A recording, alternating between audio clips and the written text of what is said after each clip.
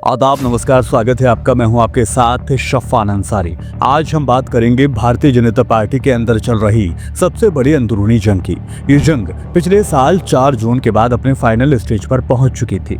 इस जंग का जो मैदान था वो था बीजेपी का नेशनल हेडक्वार्टर, जहां निशाने पर थे उत्तर प्रदेश के मुख्यमंत्री योगी आदित्यनाथ जी हाँ, अमित शाह और योगी के बीच के मनमुटाव की जो खबरें हैं उसी को उजागर करने वाले मामले लगातार सुनने में आ रहे हैं, भले ही वो धीमी आवाज में क्यों ना हो। योगी आदित्यनाथ 25 मार्च को उत्तर प्रदेश के मुख्यमंत्री के रूप में 8 साल पूरे करने वाले हैं।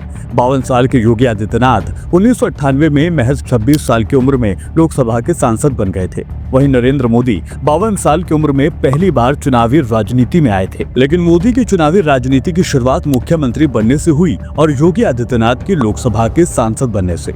योगी के समर्थक उन्हें मोदी के बाद प्रधानमंत्री के तौर पर देखना चाहते हैं, लेकिन एक खेमा ऐसा भी है जो ये कहता है कि मोदी और अमित शाह योगी आदित्यनाथ को पसंद नहीं करते। ऐसा कहने वाले विपक्षी पार्टियों के नेता तो हैं ही, साथ ही राजनीतिक एक्सपर्ट भी ये बात मानते हैं। कुछ मीडिया रिपोर्ट्स ने ये दावा किया है कि योगी आदित्यनाथ नरेंद्र मोदी से भी ज्यादा लोकप्रिय हो गए हैं। तो कुछ रिपोर्ट्स में बताया गया कि योगी आज की तारीख में देश के सबसे लोकप्रिय मुख्यमंत्री हैं। कुछ जगहों पर तो ये भी लिखा जा रहा है कि योगी अगले प्रधानमंत्री हो सकते हैं। ऐसे एक मीडिया आउटलेट ने यह भी बताया कि मोदी के बाद अमित शाह और फिर तीसरे नंबर पर योगी आदित्यनाथ हैं। अब इन तमाम बातों के बीच सवाल उठता है कि क्या बीजेपी में सत्ता का संघर्ष चल रहा है? क्या योगी आदित्यनाथ नरेंद्र मोदी से आगे निकल रहे हैं? बीजेपी के अंदरूनी सूत्रों के मुताबिक मोदी ही तय करेंगे कि उनका उत्तराधिकारी अब कौन होगा। मोदी की ताकत आज इतनी मजबूत हो चुकी है कि ना तो आरएसएस और ना ही पार्टी की कोई लॉबी उनके फैसले को चुनौती दे सकती है। और अब बात आती है योगी आदित्यनाथ को हटाने की योजना की। 4 जून को लोकसभा चुनाव के नतीजे आए और उत्तर प्रदेश में बीजेपी को करारी हार मिली। पार्टी 80 में से सिर्फ 33 सीटें ही जीत पाई। इससे बीजेपी की पूरी रणनीति पर सवाल खड़े होने लगे। उसके बाद गृह मंत्री अमित शाह ने यूपी में हार के कारणों की जांच के लिए एक रिपोर्ट तैयार करवाई। इस रिपोर्ट में योगी पर 3 बड़े इल्जाम लगाए गए।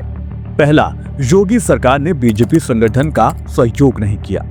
दूसरा, कई सीटों पर बीजेपी समर्थकों के नाम वोटर लिस्ट से काट दिए गए थे। और तीसरा, पश्चिमी यूपी में योगी समर्थक ठाकुर समुदाय ने बीजेपी की मुखालफत की, उनका विरोध किया। उसके बाद यूपी बीजेपी अध्यक्ष चौधरी भूपेंद्र सिंह ने इस्तीफे की पेशकश भी कर दी थी। ये इशारा था कि योगी को हटाने की जमीन तैयार की जा रही थी। योगी आदित्यनाथ को हटाने की रणनीति की बात करें तो बीजेपी के बड़े नेताओं ने 2 विकल्प बनाए।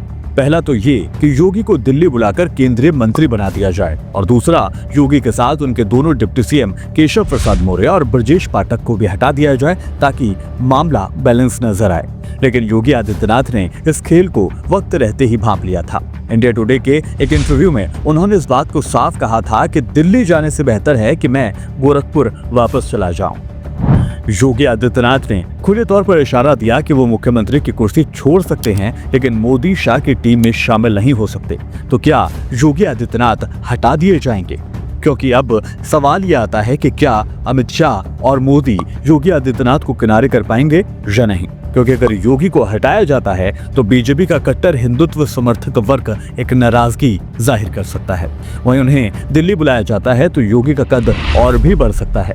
अगर योगी खुले तौर पर बगावत करते हैं तो बीजेपी के लिए 2027 का यूपी विधानसभा चुनाव बड़ा मुश्किल हो जाएगा।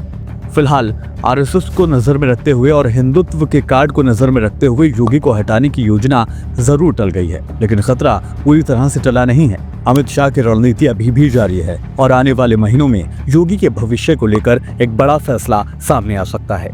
आपको क्या लगता है, योगी आदित्यनाथ का फ्यूचर क्या हो सकता है? क्या वो यूपी के सीएम की कुर्सी पर बने रहेंगे या फिर सब कुछ छोड़कर केंद्र में चले जाएंगे, या फिर तीसरा ऑप्शन गोरखपुर की गलियों में कहीं वापस पहुंच जाएंगे? आप अपनी राय हमें कमेंट के जरिए दे सकते हैं। अगर आपको ये जानकारी पसंद आई हो तो इस वीडियो को लाइक करें और शेयर करें, और हमारे चैनल को सब्सक्राइब करना बिल्कुल ना भूलें। फिर होगी मुलाकात। नमस्कार।